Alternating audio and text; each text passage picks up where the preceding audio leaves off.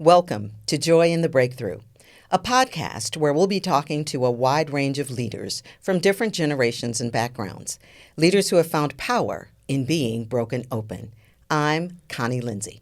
And I'm Anna Valencia. We are your hosts, and we believe that our challenges can lead to breakthroughs, and we want to share those insights with you. We hope these stories will inspire you to explore the I'm possible in you. Thank you again for joining us in Season 2. We've got the team back together again. Yes. Anna DeShawn, our superstar, all-star producer, is back in the studio for a great conversation with Connie and I. And before we start, I'm going to give a little bit of background. If you missed her in Season 1, please go back to Season 1 and listen, and then come back and listen to this episode again. But in case you missed it, Anna's pronouns is anything respectable. She is a multi-award, Ambie Award-winning podcast producer and host. She's also a Chicago-born social entrepreneur who builds streaming platforms which center and celebrate BIPOC and QTPOC creatives, media. And also has her passion in 2009. She turned that passion into reality when she founded E3 Radio, an online radio station playing queer music and reporting on queer news with an intersectional lens. She's also about to be inducted into the LGBTQ Hall of Fame on October 3rd, and we're going to be there in your cheering section. Awesome. And we are so excited that you said yes to producing our Joy in the Breakthrough. We were talking earlier, Connie, if we did not have Anna D, what would be happening? We'd probably be somewhere having tea when we should be here. That's We'd be showing up through the wrong time, the wrong date. It would just be interesting. So all the magic you have also brought this to life. So y'all bring the magic, okay?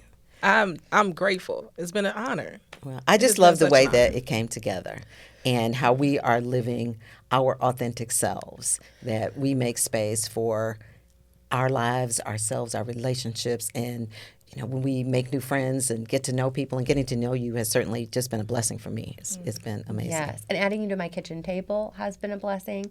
I know when we interviewed you, you were the only person we talked to, and we wanted you to sign a contract that day. And since then, we've become such great friends, and more like family. Connie got to celebrate your 40th birthday. You came to dinner in my front yard on 110-degree weather and sat in my front yard sweating through dinner at my kitchen table celebration, my redirection resilience night.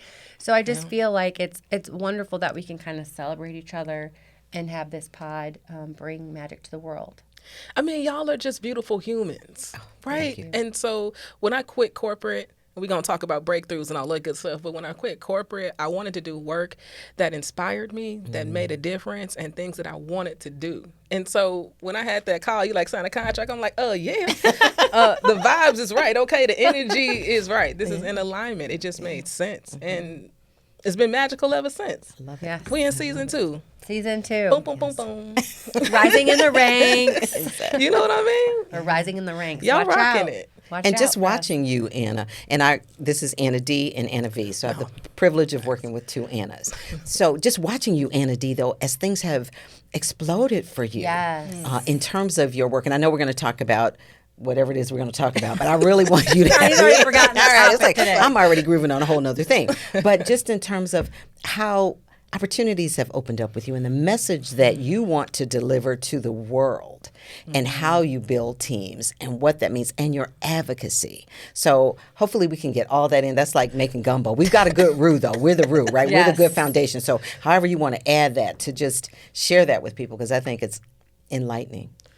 Well, let me tell you, this pod also helps feed all of that you just mentioned, right? I mean, I literally, Miss Connie, in most rooms I'm in, if I get a chance to talk, I'm like, are y'all covering all the ground you standing on? I don't know. Miss Connie told me that's what we need to be doing. I'm just over here saying say less all the time, okay? I love it. I mean, and embodying it, living it. Like, it's one thing to do the pod and y'all are listening to the pod and I hope y'all are enjoying it. But then it's another thing to take it from the pod and actually live it in your life, right? And I think the goal here is to inspire people to actually do the things that you are tipping and techniquing them about, right? And to live and embody these beautiful things. And both of you are examples of that, right? And that's why people tune in. One of the things that I've been blessed with, so our pod is intergenerational. So I know nobody can tell, but I will be the elder on the podcast. Absolutely not. No one can tell, okay? But what I call that is being a modern elder, and you've both heard me say that. And a modern elder is as curious as she is wise. And so when you talk, Anna and Anna, about, I'm curious about how we can leverage the podcast. You both know I was the one that you are like, yeah, we can do a podcast. I'm thinking, well, I need a plan, a Gantt chart, with all the other things I would get in corporate. And you're like, no, we're just going to go do this. We got you, girl. We're going to make this work. And so that's the blessing to me. Just another benefit of being able to have you both in my life. Yeah. Oh, it's been so great. Y'all have to listen to the first episode where y'all recap, right? Yes. Season 2 and talk about the journey. Yes. Because it's been a journey, and I think in all things it is, if we're doing it with intention. Yes. And every episode that you all plan, the guests that are curated, because everybody want to be on, okay? You are not alone. You too want to be on the show, so does everybody else, okay? But you all curated because you all know the stories of these people and like the gifts that they bring to the world, and you want to share that with other people. Especially with a larger impact, because at times, like, we said this in our first episode, we want to do coffees with everyone. We want to meet one-on-one with everyone, but we just don't have enough time in the day to do all of that. And so being able to bring this wisdom and these tips and techniques and stories and experiences out to the whole world, I feel like that is just joy. And it gives me so much more than I even put into it. I get so much more. But I want to get to, I'm going to get us back on topic because Connie doesn't know what we're talking about today. Yeah. Tell our listeners, if those are just tuning in now, who is Anna DeShawn? You will hear about Anna in the last season, but tell us, who are you, Anna D? Who am I? I'm a social entrepreneur. I really love that term because anything that I do, I want it to have some type of social impact. I'm a Virgo, okay? I overthink. I'm not that great with small talk. It has to be with intention or with a purpose. Yes. So I've always wanted to own my own. And I learned that as a young person, my mom put me in an investment club called Ujamaa. And there were 3 things. You need to own your own home, own your own piece of corporate America, and own your own business, right? And that has always stuck with me.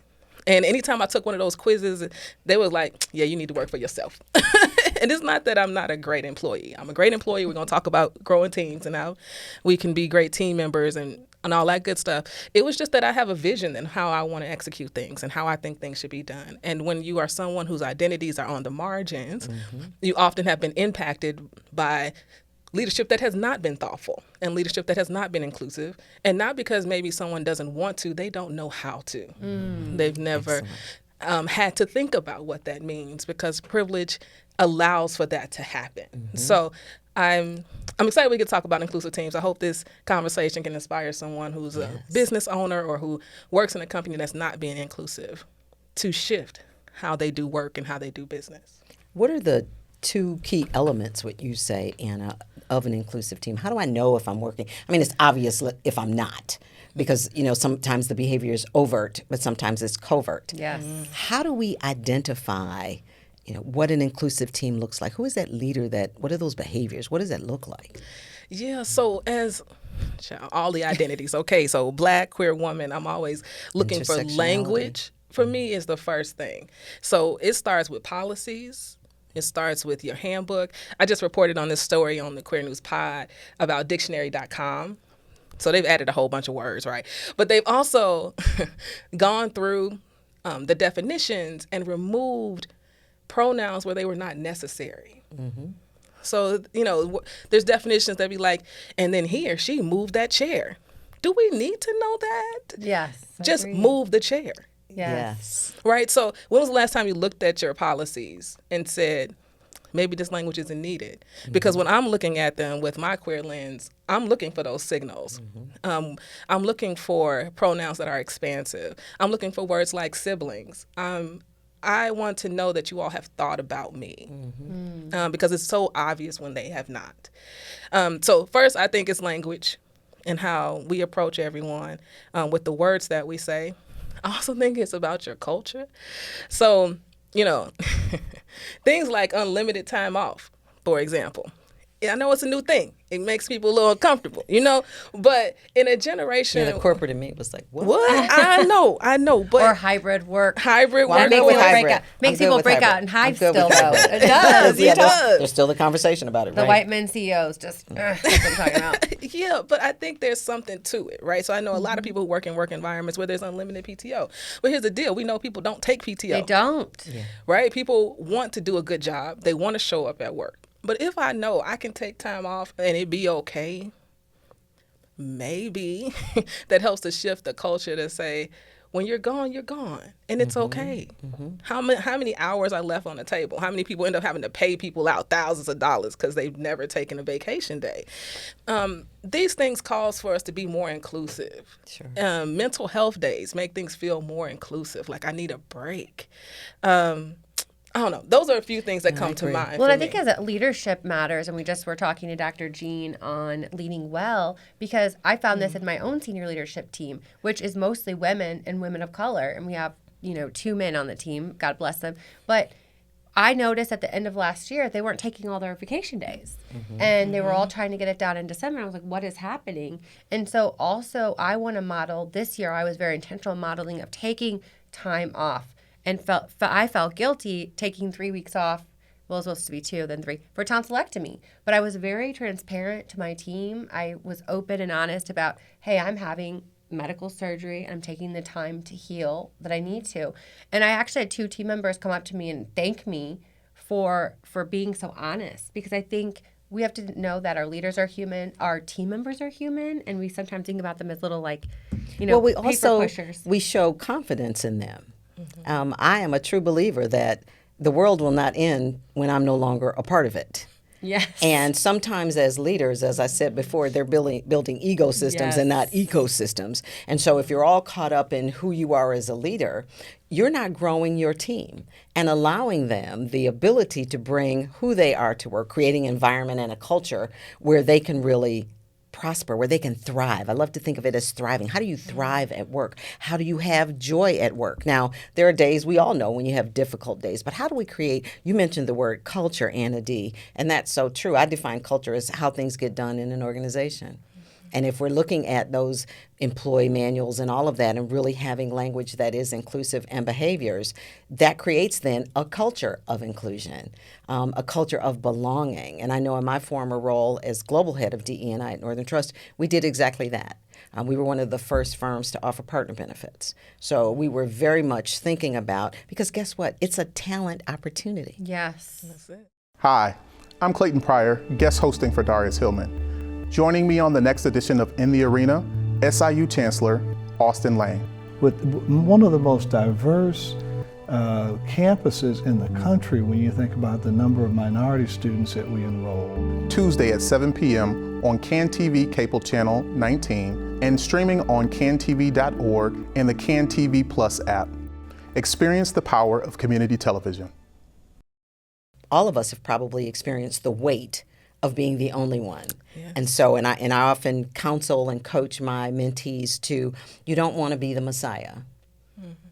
Being the only one is interesting, but lifting as we climb is important. Yes, absolutely. And you're right. So how do we bring in people who can share that? Nor do we want the burden of always having to explain our lived experience to someone else. Mm-hmm. Or to the leadership who doesn't look like us or who isn't diverse. You all need to work that through and own the culture and how you can change and shift. Although we'll come back to talk about backlash these days, the backlash that we're seeing. It's everybody got something to say.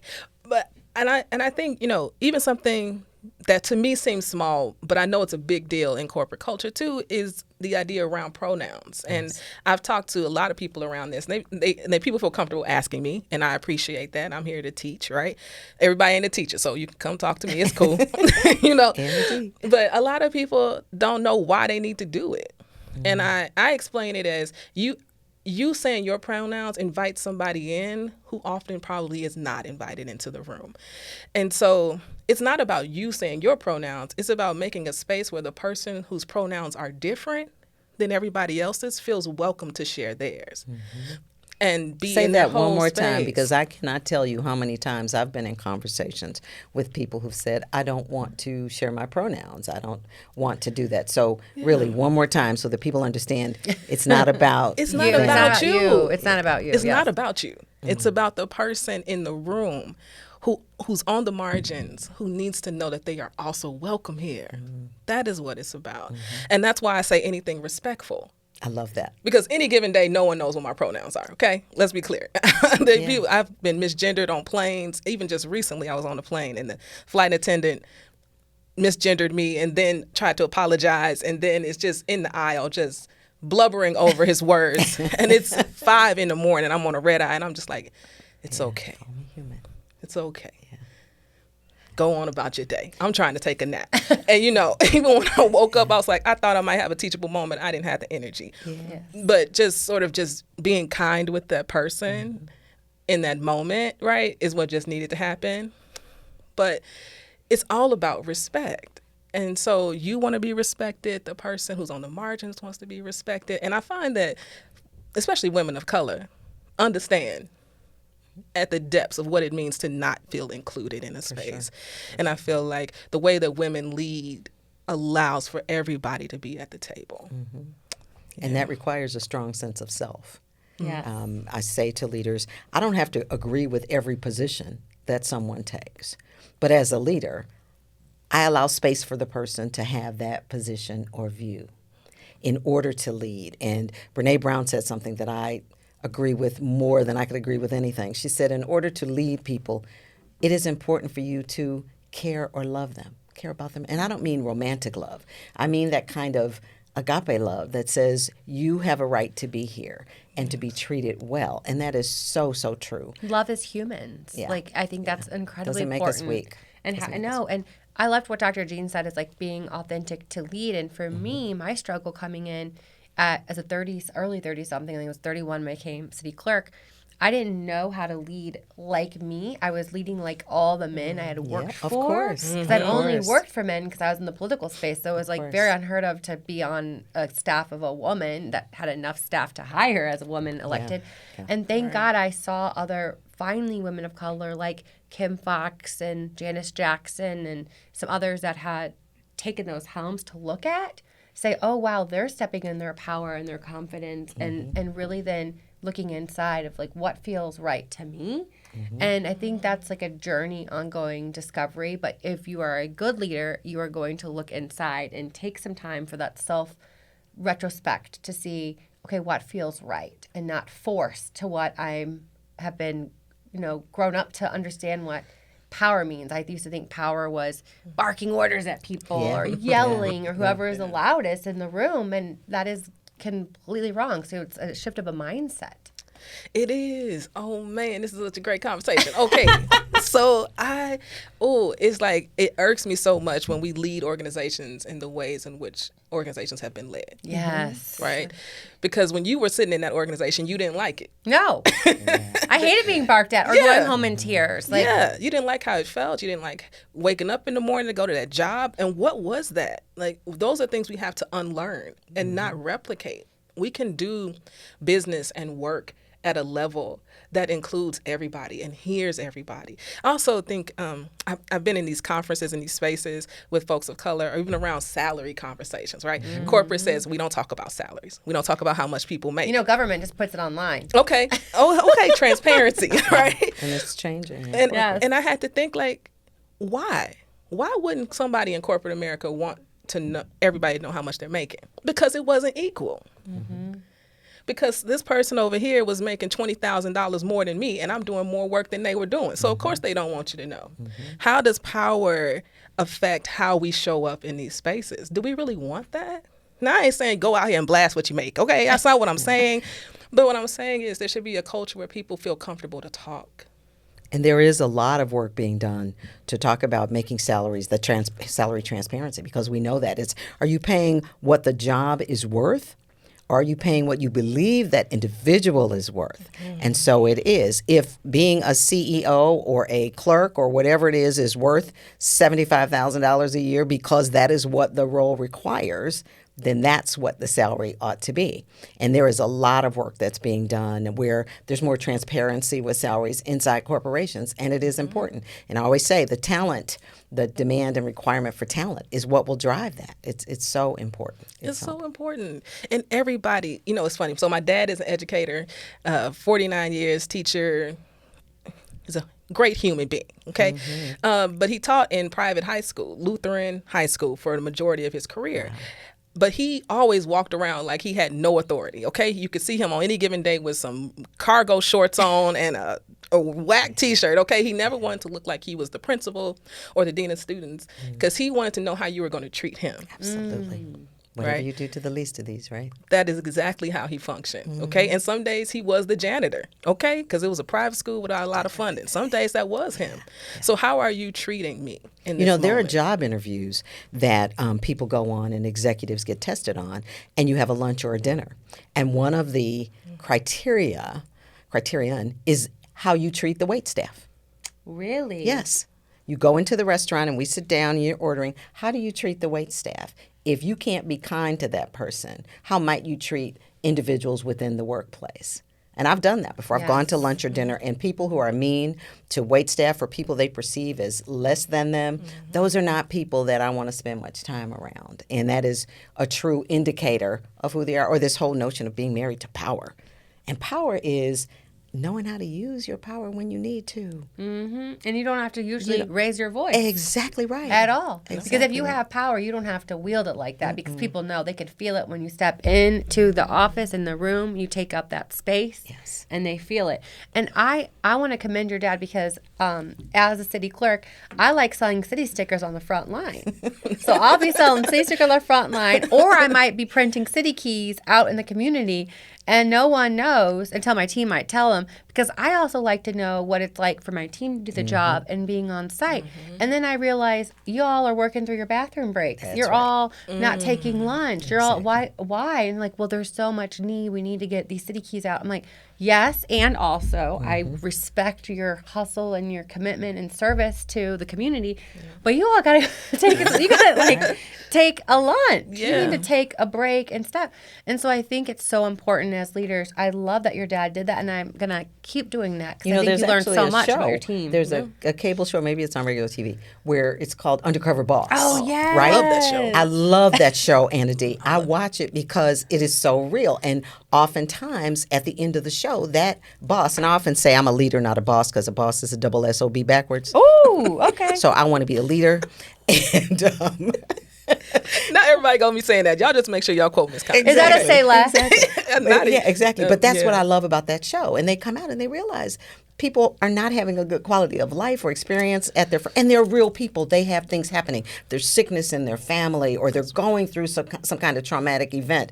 Ask questions, get to know who people are, versus just how are you doing today? Wait for the answer. Or be able to discern when somebody on your team might be performing differently, not because they're trying to slough off at work. There might be something going on in their lives. I was a caregiver for my husband and my mother, both of them at the same time, her with dementia and my husband with cancer twice. And fortunately for me, I worked for a leader who cared enough to say, do you need anything? How can we support you? I mean, that's important. Everything. Yeah. Well, of course, it's that time where we gotta. Wow. I know it goes by. This one, I love our energy together. I love our vibe. Be continued. To be continued. Yes. What's going on, Chicago? I'm Darius Caffey, and I invite you to join me for a new episode of The Table on Air with special guest, social media influencer, and powerhouse DeAndre Brown. For us, it's like, yeah, I'm delusional, but my delusions are going to become my reality. Join the conversation with us on Tuesday, October 24th at 7:30 p.m. on CanTV Cable Channel 19, streaming on cantv.org, and available on the CanTV Plus app. Experience the power of community television.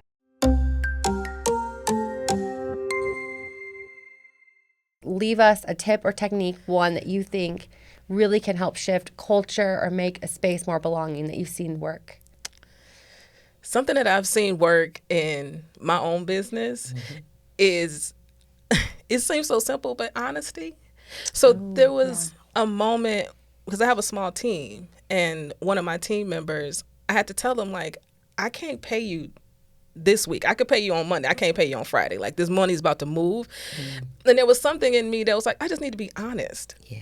Because the corporate culture I grew, was raised in. It was just like, you don't talk about money with the folks that are working in the organization. You just tell them what's going to happen. It's not a conversation. This is just what it is. Yes. And then there's a period. But now I'm like, I didn't like how that felt. Yeah. And I wanted somebody to be honest with me. Because once they tell one lie, then they have to keep telling exactly. it. And that's no way to live. And that's no way to live or run a healthy organization. And so I told him, I was like, I just can't. I don't have it. Let me tell you what I've been going through, how this has been affecting me, and I'm here for you, and I got you. And he was like, thank you. Wow. No one has ever treated me like an equal. Yes. Like someone who is working with someone, not someone who's working for somebody. Powerful. And so, honestly, honesty, it seems so simple, but so many of us don't do it when we're in places of leadership because we think we're not supposed to. Yes. As we're talking about diversity, equity, and inclusion, belonging is the word that I want us to focus on. When I think of belonging, especially as it relates to teams, belonging is what Dr. King referred to as that beloved community, a place that feels like home, whether it's working or in our communities. And we want to have, as Anna D said, language that is inclusive. And if you don't understand it or don't know, be vulnerable enough to ask for understanding in a way that allows us to create those cultures, because I believe so much in our society today is a lack of listening, a lack of understanding, and an unwillingness to believe that we all belong and that we can really have a good community and a beloved community if we're willing to create that space for one another. Awesome. Well, that is another Join the Breakthrough. Join us this fall every Monday at 7 p.m. Central Time. And we're going to join on our YouTube. We're going to do live chats every Monday night that we're on. So come on and chat with us and ask your questions in real time.